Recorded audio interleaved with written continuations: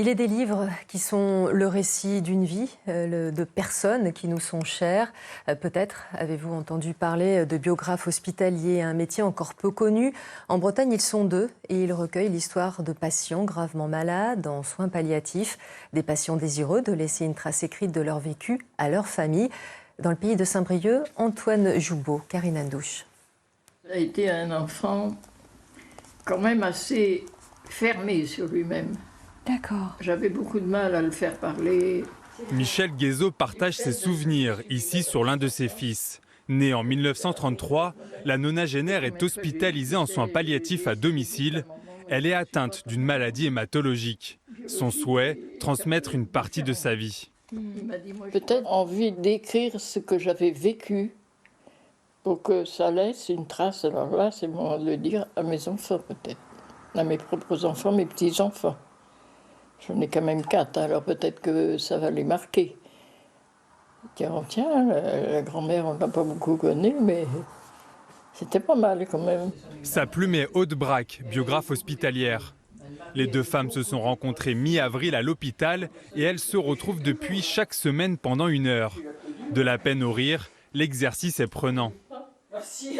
Ça mobilise des émotions. Et on fait travailler l'intellect aussi, on fait travailler les fonctions cognitives. Bien sûr, on s'échappe du tout médical, des discours sur les soins, le parcours. Mais ça fatigue aussi, je pense. Donc 1 heure, c'est le bon format. Chaque rencontre commence dans ces couloirs. Bonjour. L'équipe médicale dirige Aude Braque vers des patients volontaires depuis 2 ans. Si elle n'est pas salariée de l'hôpital, tous apprécient son travail. C'est un soin à part entière.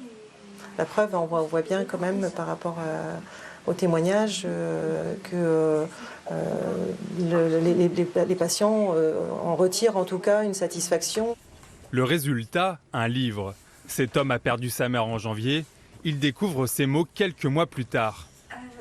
J'ai bien mis notamment cette partie-là où c'est la rencontre, c'est leurs premières années quand ils étaient ensemble, etc. Donc ça, c'est des choses dont on n'échange pas toujours avec ses propres enfants. Donc ça, oui, c'est un moment important. Ouais. La biographe rencontre à chaque fois les familles pour les accompagner et clore la démarche. Je vais pouvoir dire comment ça s'est passé, comment on échangeait. Voilà, les sourires de la personne, les rires, revenir sur peut-être un événement heureux. Seuls 2 biographes hospitaliers travaillent en Bretagne. Ils sont une vingtaine dans tout l'Hexagone.